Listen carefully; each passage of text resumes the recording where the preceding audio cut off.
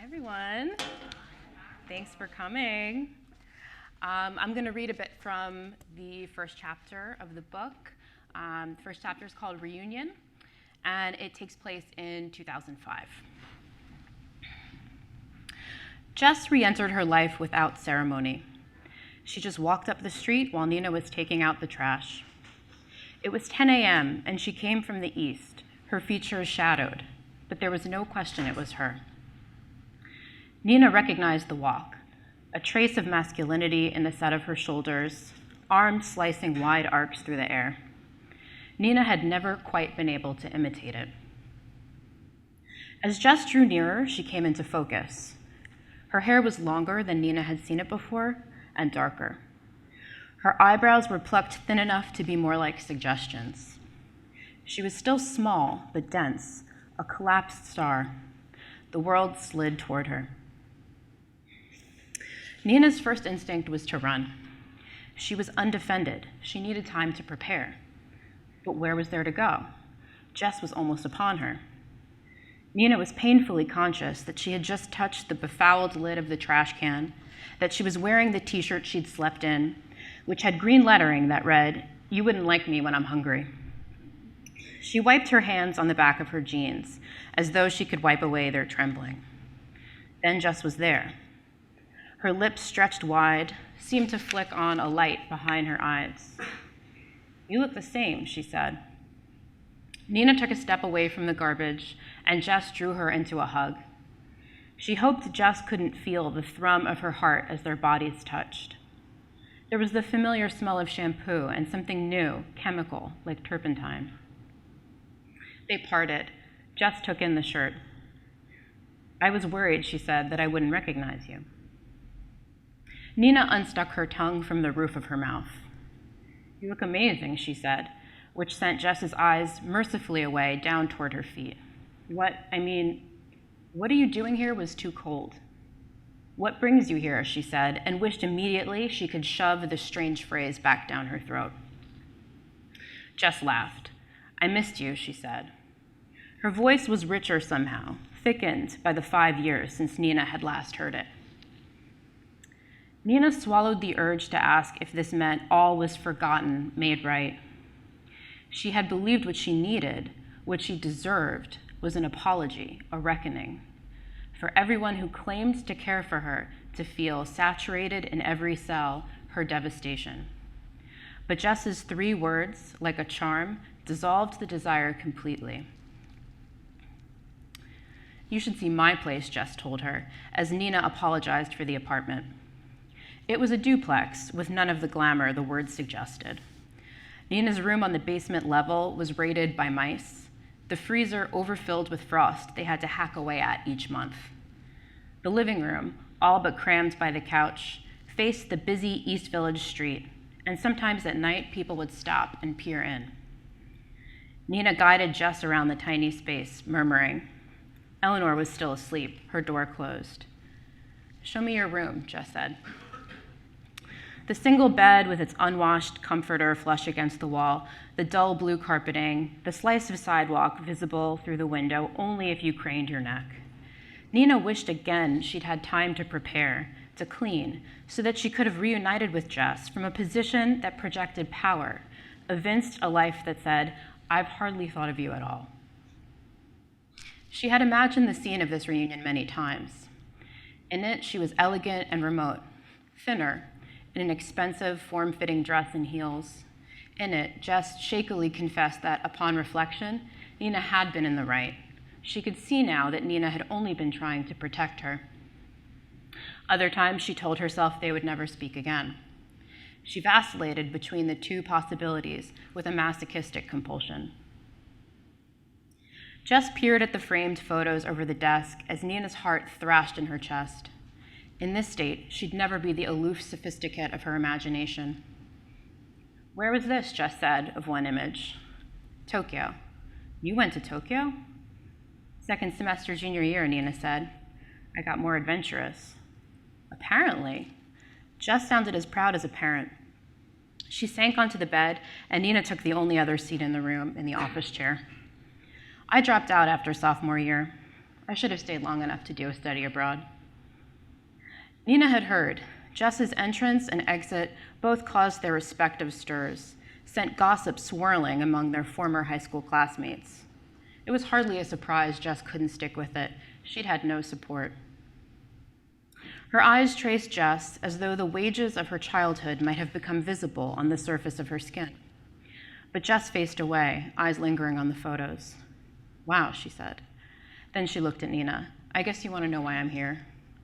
And before Nina could respond and finally seize the answer as to whether Jess forgave, whether she wanted Nina's forgiveness, she continued, "And how I got your address?"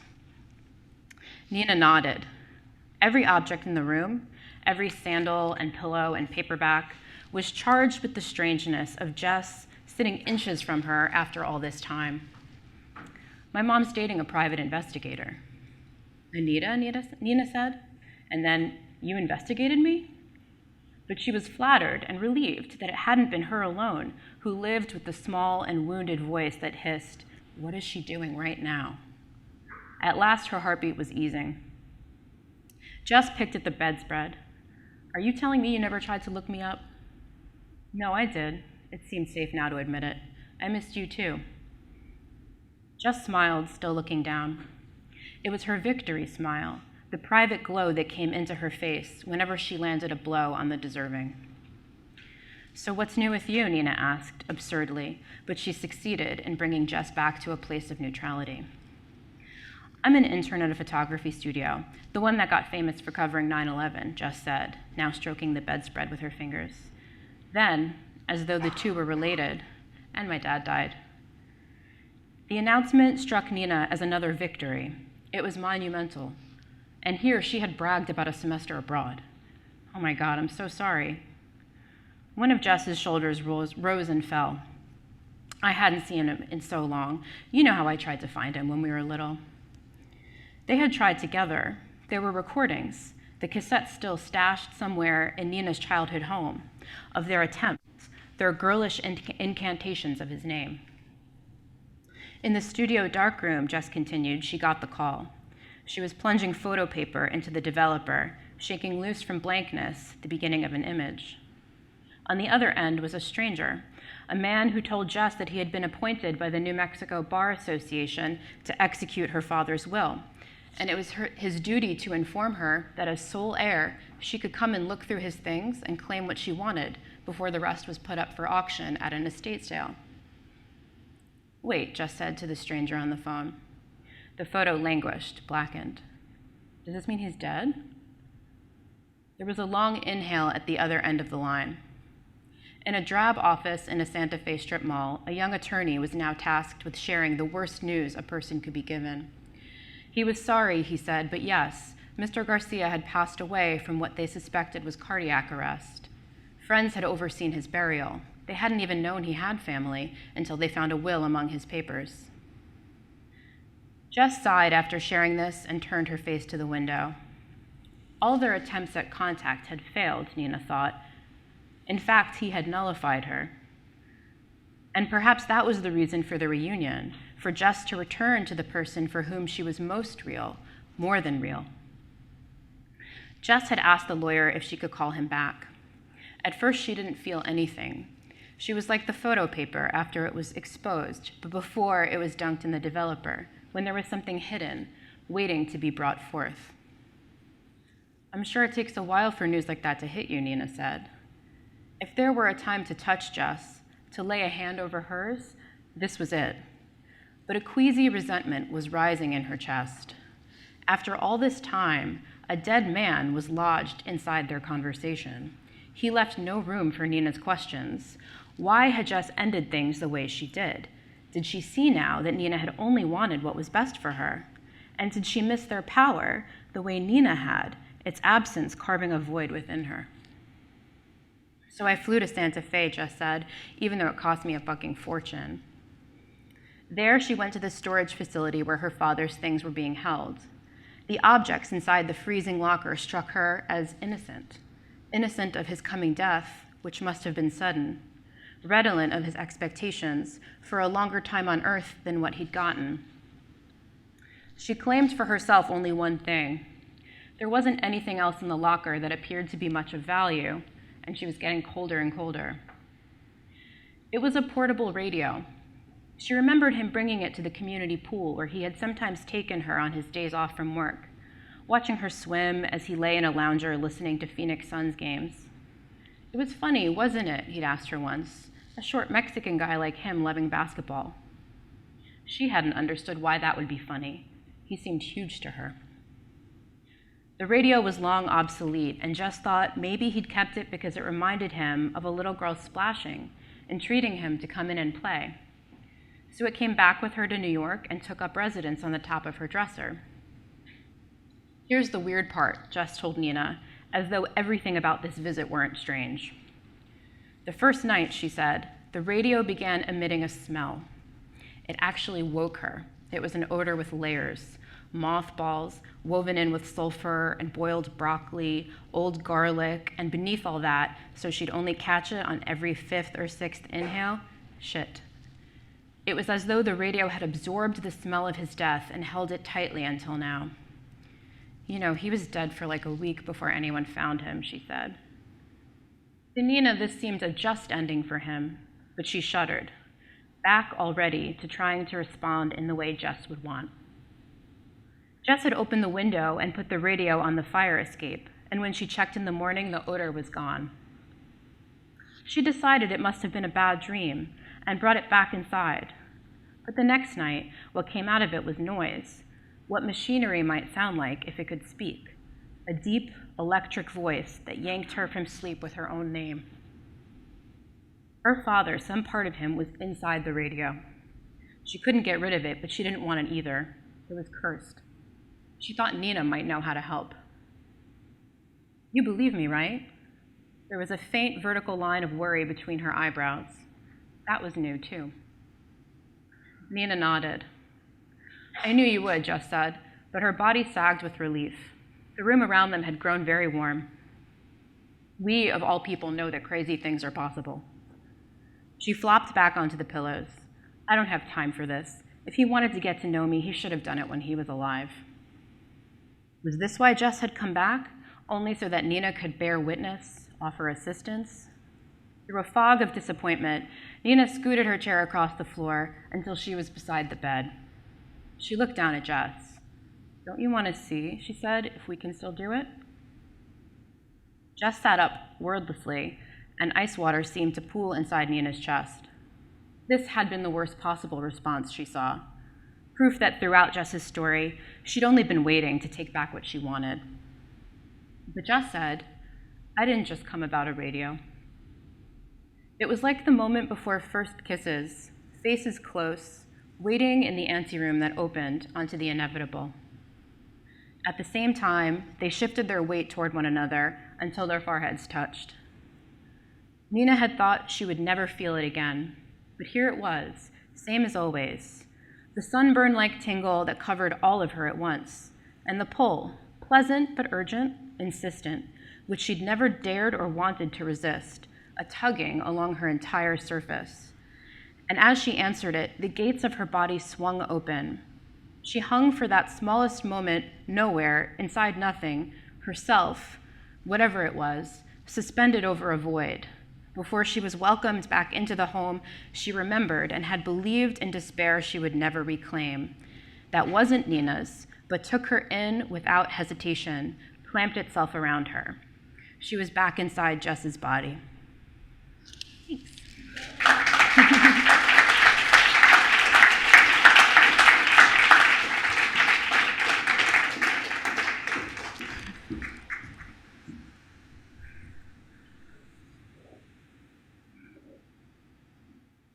Is that on?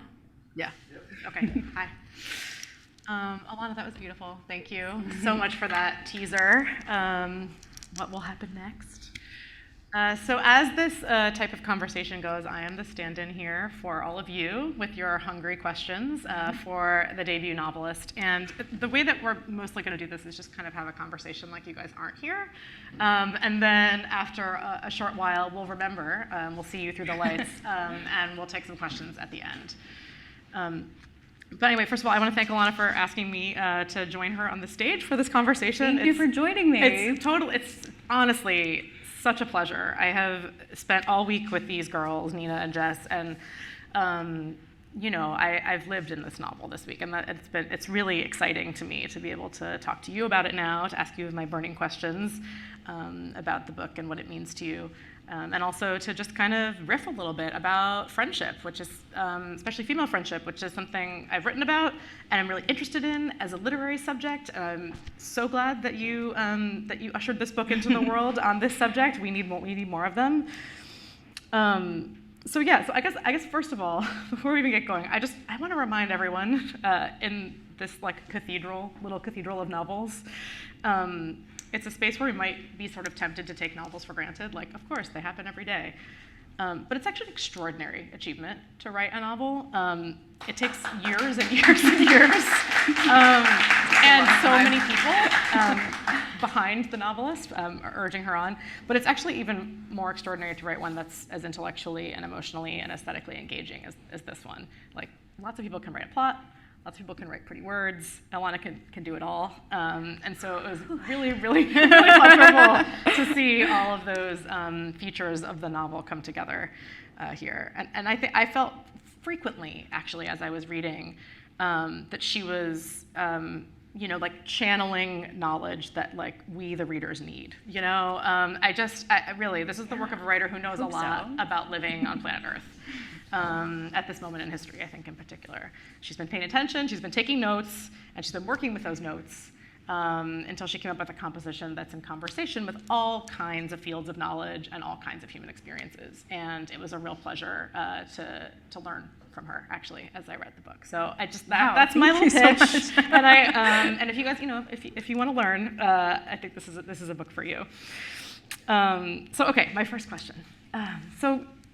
But this, it's a book about friends who switch bodies. That's kind of a sci-fi premise, right? We could imagine ourselves in very different terrain if you just hear that premise. But I feel like it's actually a book about the boundaries between people, and how porous they are and how fixed they are. And I would just love it if you could expound upon that a little bit and the ways in which female friendship kind of can be the vehicle for that kind of exploration. Yeah, definitely. Well, I remember when I was young and I would form a new friendship with another girl, there was an intensity to it and an infatuation that was different from the kind of crushes I might have on a boy. Yeah. And I think maybe girls kind of grant each other more access, and it might be just the way that we're socialized to be more open, to be more emotional and vulnerable with each other. But it felt like you could get really enmeshed with someone really quickly. And I still feel like even today, when I make friends with a new person, a woman, we open up immediately. It's so quick, right.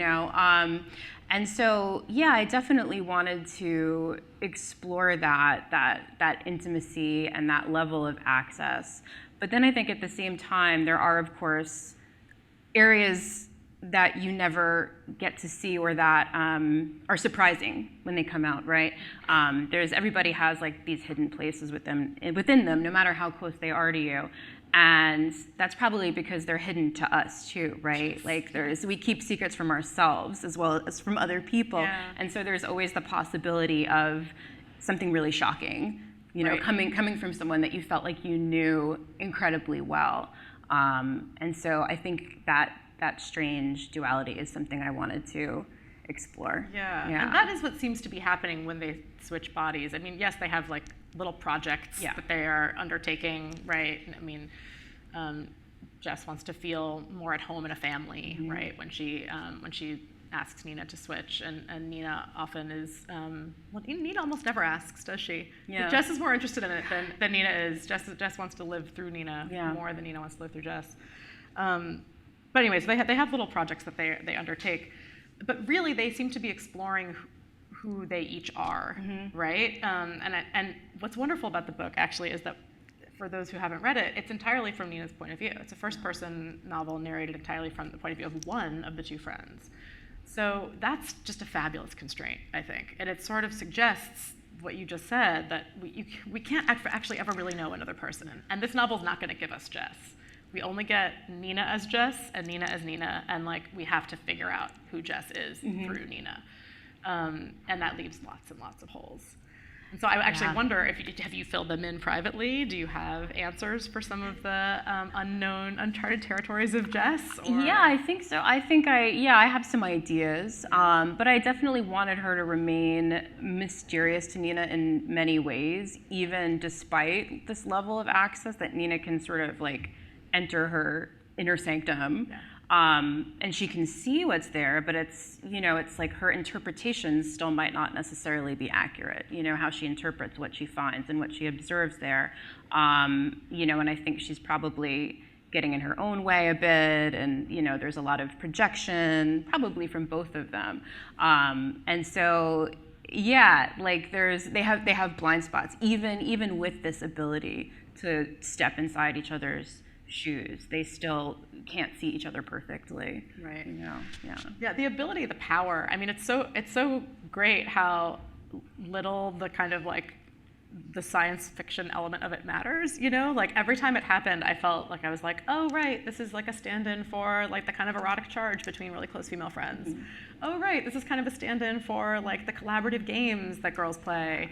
And at times Jess and Nina actually do literally play those kind of collaborative games, right? They have a podcast and a blog and they love to interview each other. And I think that seems to be, all part of the sort of investigation that you're doing of female friendship, where the boundaries between us lie. Right. So, I mean, I loved that. It actually, and so, okay. I did want to get to this idea of, friendship novels and why there aren't more of them. And so I have to give us a quote from Alanna Ferrante, of course, who I think there's been some suggestion that okay, she's done it. She wrote the Neapolitan Quartet about these two friends, Leela and Lenu, lifelong friends who are collaborators and as well as in constant conflict. And so she's done it. The book is closed. There's no more need for female friends in literature, which is BS, obviously. Any great totally. subject, it's not inexhaustible, and Alanna has proven that to us, I think. But something that a line that really made me think of Alanna's book, from I think from the first volume of the Neapolitan Quartet. She writes, "There was something unbearable in the things, in the people, in the buildings, in the streets, that only if you reinvented it all as a game became acceptable. The essential, however, was to know how to play, and only she and I knew how to do it." And so I was wondering if you could That's great. I don't know, riff on that a little bit, the way that Nina and Jess play, and that way that informs their friendship over the course of the novel. Yeah, I think it makes them feel very powerful, especially when they're young, and when you're a child, you have very little power. If you have a secret, and you have this private routine or rituals with someone else, and it's just for the two of you, and it does seem to unlock the world or make sense of it or make fun of it, make fun of the adults and just all of the norms of the place where you live, right? You can feel like you're sort of conquering it. And so I think that's really important to them. And I think, the radio show that they do where they are kind of always riffing on people they know and their teachers and their peers and their parents. And, so I think that's something that's really exciting and gives them a little more control. Right. Sure, yeah. And that's right, it's a radio show, not a podcast. Thank you for... Well, they do there is a podcast later. Right. But it's only for them, really, the radio show. Totally. It's for their ears only, not for an audience. Which is so great.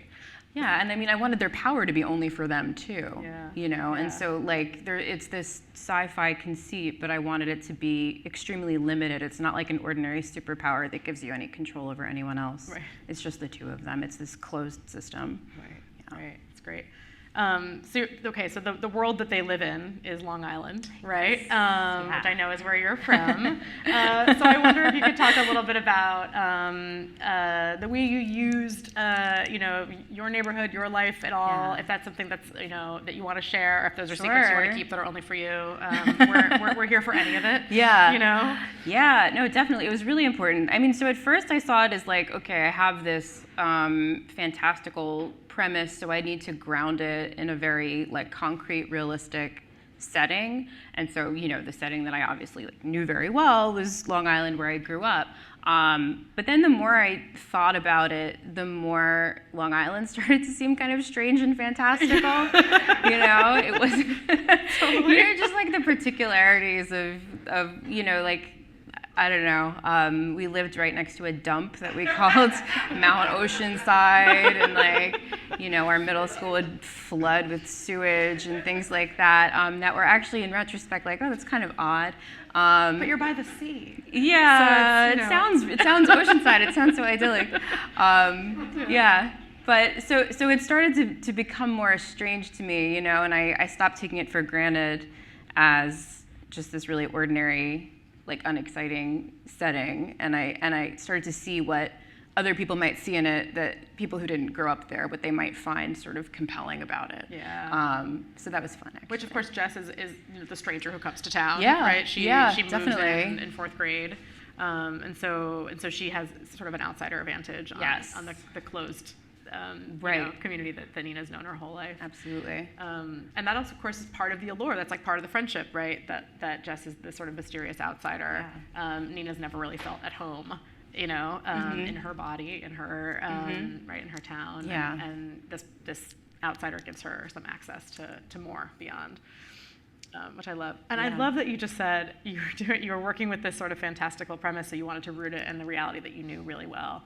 I feel like that is probably what every novelist does, right? Mm-hmm. It's such a smart trick. It's you're contending with so many factors that you have to you have to rein in. You're exploring. You're asking questions that are terrifying to you.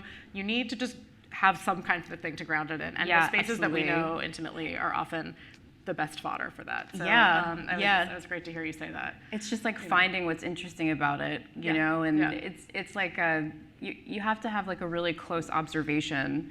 And I don't know, I've been accused of not being very observant, of being a little bit in my own world all the time. So I had to try to be more, become more present and actually see. Yeah. That's great. Well, you have to have both. I mean, the writer has to have both.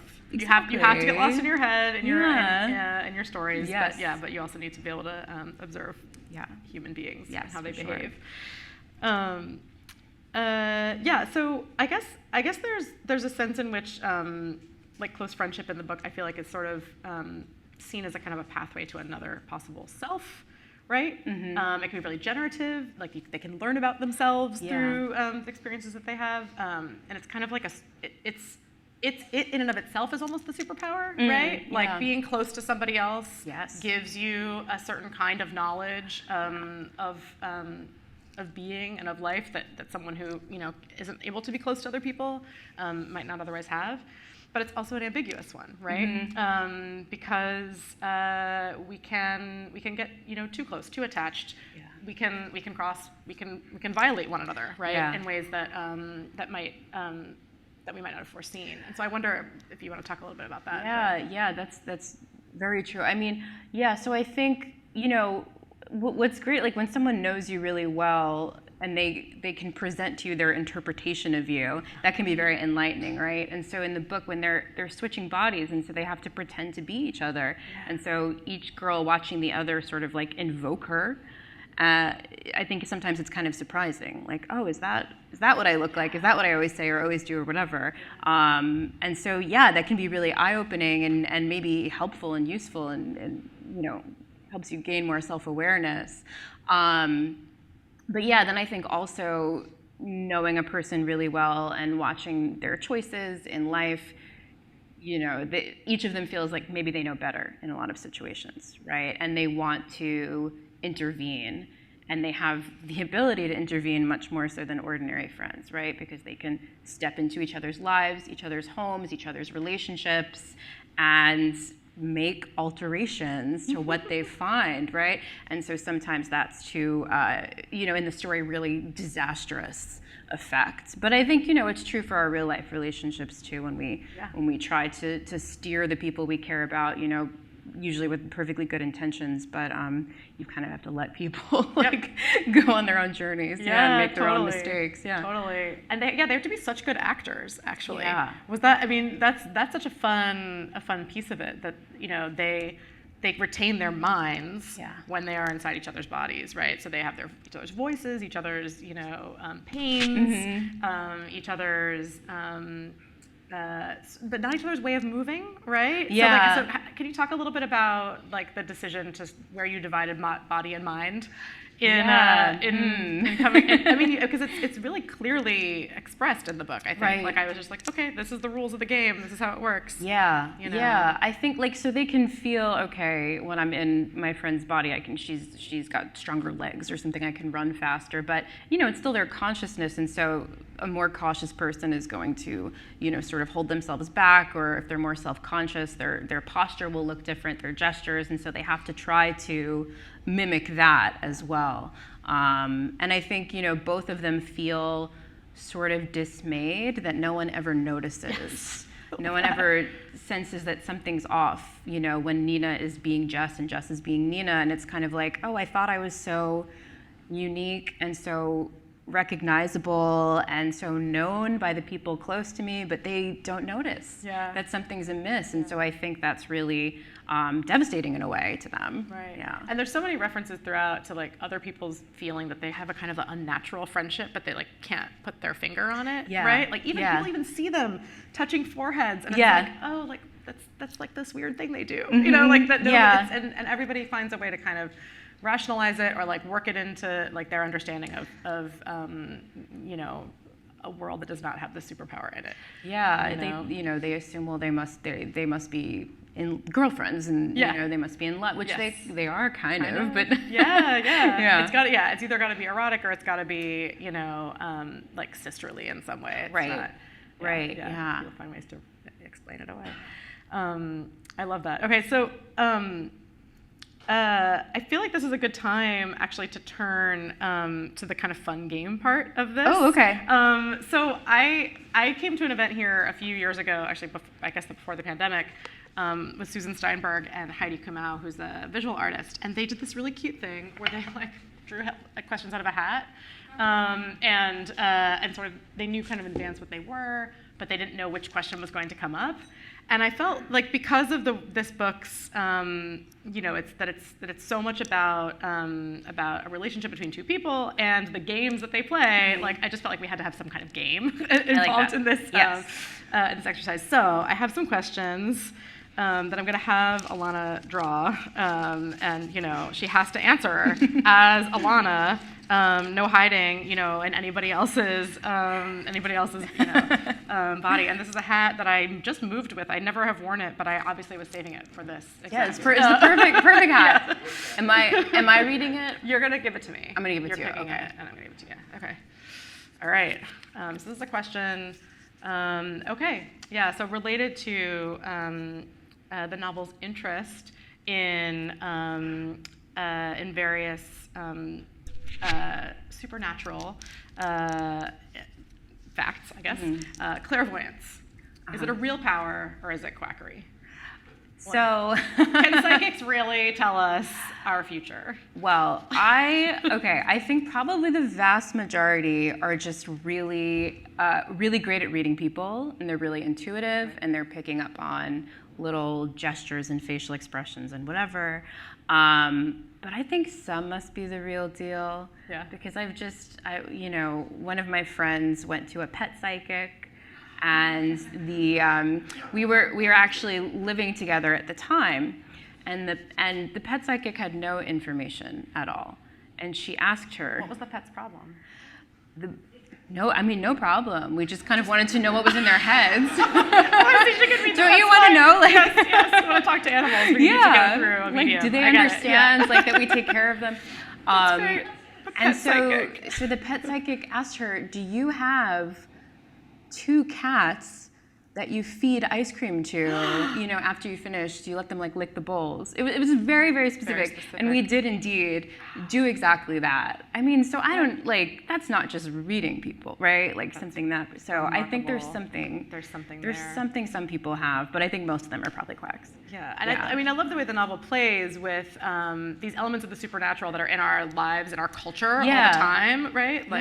Like Jess goes to a psychic and has an important connection with the psychic, and Nina seeks out a kind of a cult leader guy, kind of a for support at a given time in her life, and that's one of the sort of great pleasures of the novel, that it manages to remind us of all the ways in which we are taking these kind of leaps of faith in our culture. With, and I think we like to turn ourselves over to people sometimes. Yeah. It's just, it's like a relief. Yeah. Let someone else tell me what to do. Yeah. Yeah. Totally. Okay, so it is the real deal. Okay. Please pick another.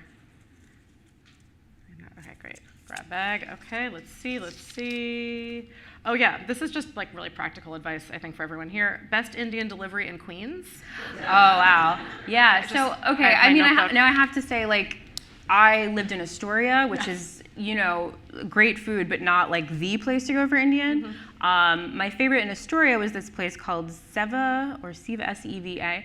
But I think, really Jackson Heights is the spot, and you should probably, I think a lot of you here know Jeanette. Jeanette lives in Jackson Heights, and you should ask her, because she is the, so that'll be the best in Queens, the entire borough of Queens. Yeah, ask her where to go, Thank you. Yeah, no, it's really, novels stir up all kinds of information and questions in us. Yeah. And one of my questions at the end was well, where should I get Indian food if I mean, definitely, Jackson Heights. What about in Brooklyn though? Because I live nearby. I'm sorry. I mean, I love Brooklyn, but the food in Queens is much better. It just is. It's just.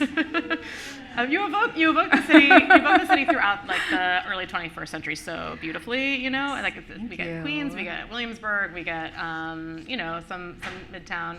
And it's the way the city and Long Island together work to create the space where these girls have their friendship is good. It's really good. Okay, so one more. All right. Okay. I hope I'm sort of crossing my fingers about which one it might be. Let's see. Oh yeah, this is a wonderful one to end on. What's your favorite book about friendship? Other than the Nobodies. Oh, so obviously Ferrante is incredible, and I love the Neapolitan novels so much, and the HBO adaptation, which is also fantastic. So good. I also really love Sula by Toni Morrison. Oh, yeah. Oh man, it's really intense. To call that a book about friendship is really good. That's good. That's right. Yeah. And and it's what I loved about it is that it's also mostly from the point of view of Nell rather than Sula. I think maybe we get a little bit of Sula's perspective, but mostly from Nell's perspective. And Nell has very firm ideas about what each of their roles are in the relationship, and kind of who's the good friend and who's the bad friend, and just the way it's sort of upended at the end is devastating. And I think it has one of the best final paragraphs in all of literature. I love it so much. I need to return to that one.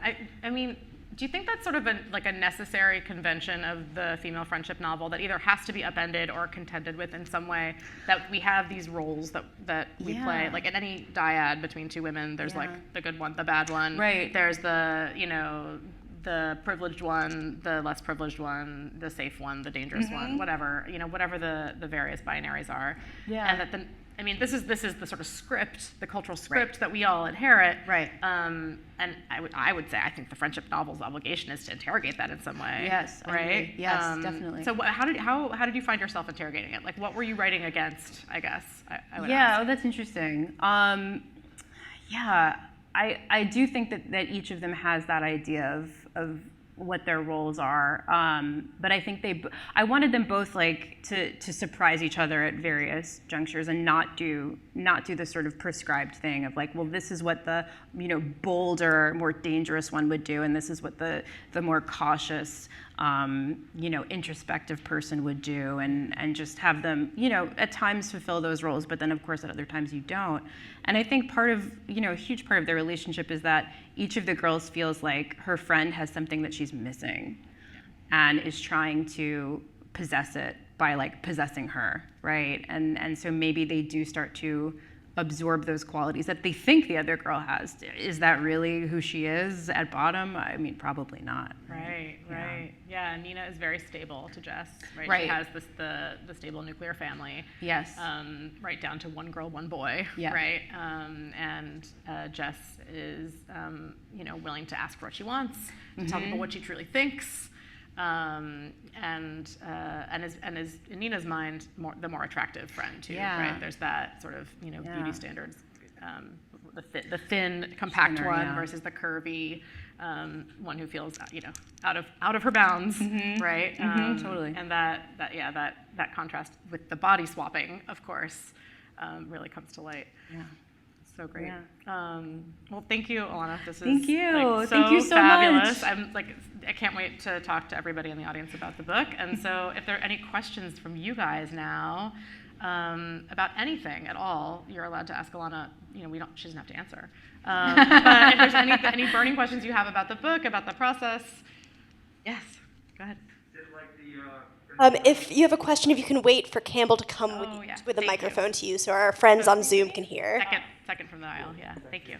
I was just curious to know if the general premise for the book came to you first, the idea of them switching bodies, if that kind of grew out of the writing with time. Yeah, great question. Yeah, yes, definitely. I think a lot of times when I'm writing, I think a lot of people will start with a character or a place or something, but I often just start with an idea or concept or something that I'm preoccupied with. And so it was definitely, the intensity of female friendship, and I kind of came upon this metaphor for it. And then from there, I think I kind of spun out the play, so what would they do with this, right? And how would they use this power as they grow older, and there are other interesting, complicating factors involved in boyfriends and jobs and these kind of things.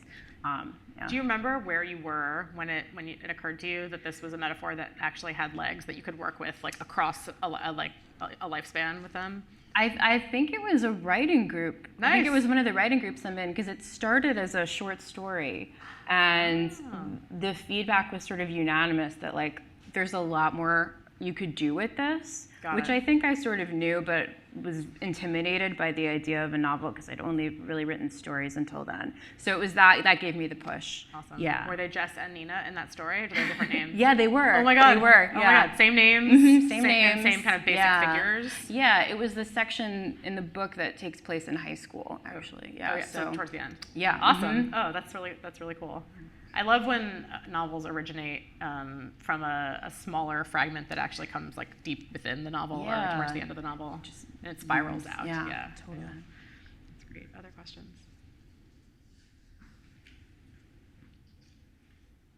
And so where did you find these characters? Are these from your own experience? Does it reflect a friendship that you had, or did they evolve from different pieces? I think they're definitely, there's pieces of lots of different friends I've had in the characters, and I think a lot of me as well. I have, two really good, my best friends that I've known since we were, 12, 13 years old. And so I think not necessarily the nature of our relationship, which fortunately is a lot healthier than the relationship between the girls in the book, but certainly being friends with someone for that long and sort of growing together and allowing each other to grow and evolve as people over time, I think that the various phases of our friendship helped inform the story, for sure. Yeah, I really felt that reading it, that obviously this is a writer who has very close friends. I'm very lucky. Yeah, I'm very lucky in that way. Over a long period of time too, because there's so many secrets in the book that one would not be able to invent, if one had not been very close to another girl. Yeah. Hi. Having been married to a writer for almost 40 years, I have questions about the process. So how long did it take you to write this book? And how do you balance your work, journalistic non-writing fiction life with the rest of your life? Yeah, it was challenging. I mean, it took a long time. I think the first draft probably took me a little more than 3 years, because I was at the same time like juggling multiple gigs as a freelance writer and a teacher. So it was like very difficult to carve out the time. And I think, you know, eventually I fell into a kind of rhythm where I was able to sort of give myself larger and larger chunks of time to work on it. But actually, it was a pretty bumpy road to publication. The first draft, my agent took it out, and we couldn't find any publishers, and I knew there was something that needed help. And I was very lucky to get a fellowship at the Center for Fiction, one of the aspects of which was being paired with an editor and working with the editor, and she really helped me. And I did a massive rewrite that was probably a few more months, and then the second time we tried, it found a home. And so I've just found that like throughout the writing process, what was really key was obviously having a lot of support, because writing is solitary and very difficult, but also just, it was always like about finding that one person who seemed to understand what I was trying to do. I think all told, it was probably 5 years from idea to getting it published.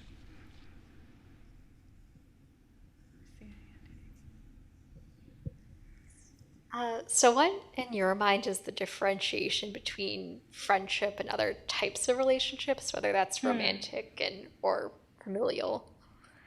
Oh, that's a really good question.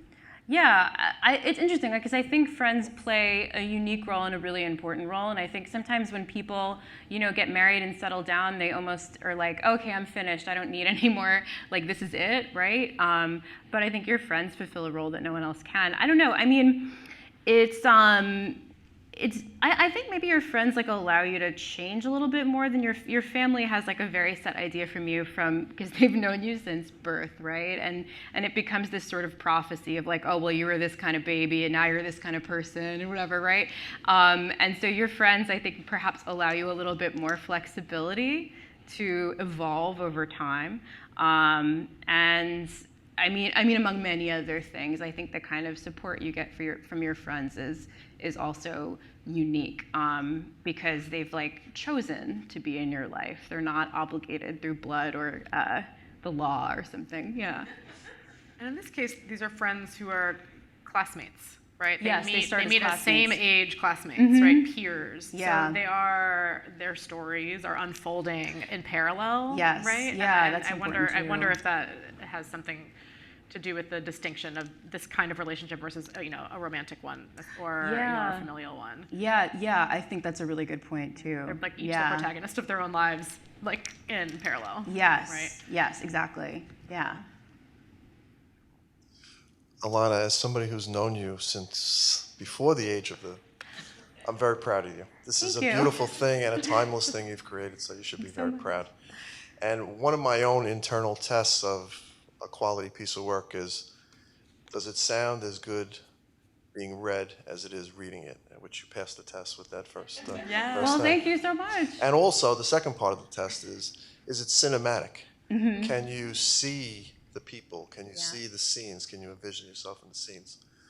And the last thought is, this is definitely a girl's novel, because I have never in my entire life wished to change bodies with any of my guy friends. I just came from Every girl has. Yes, I think that's true. Yeah. About a week ago, I had my 50th high school reunion, and there were people there that about the same age, you know, 12 to 18, 12 to 16, 13 to 18, whatever. And even people I hadn't seen in 30 years, literally 40 years, it was still there. The relationship was still there. Right. And I've never felt jealous of that thing, but I still was interested in it. I didn't say, this is just girls. It was really held me, and it was a beautiful thing. So thank you. Thank you.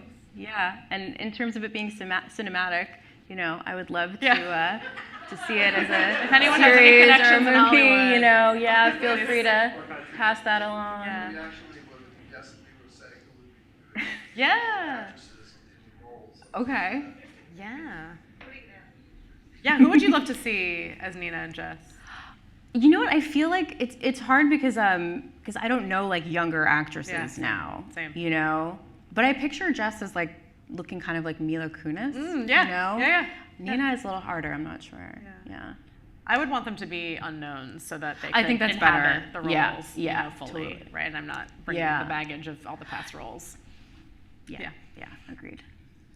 Hey, so I'm picking up my copy today. I haven't read it, and maybe this is a trivial part of it, but it feels like the process of swapping bodies could have been done in any number of ways. So how did you decide on the kind of staticky way that you described it? Oh, that's a good question. I'm not sure if I remember like when I, how I got that idea, but I think like the heads like pressing their foreheads together, because I was thinking of their consciousness kind of there being this exchange of this kind of like flowing into the other girl, and so I wanted it to be their heads specifically, because they're sort of, I think each of them sort of feels like they're this little consciousness like steering these bodies around, And we have one final question from Zoom, which is for Alanna. I'd love for you to talk more about blind spots and how they emerge in friendships. Do you think blind spots are the same as secrets you keep from yourself? Oh, great question.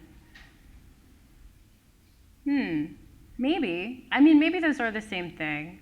I think, we get in our own way, right? In terms of like our understanding, like we want to understand other people, but it's still always through our own particular lens. And I read this great line in the book The Counter Life by Philip Roth, which is about people who try to break out of their patterns and invent a totally different life. And it's something about how like we are all the conjurations of each other. We conjure each other up.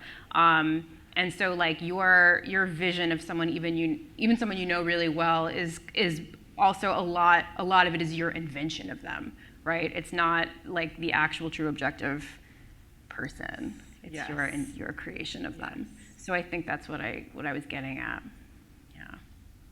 The friend is that too. Yeah. Right. Yeah, exactly. Yeah.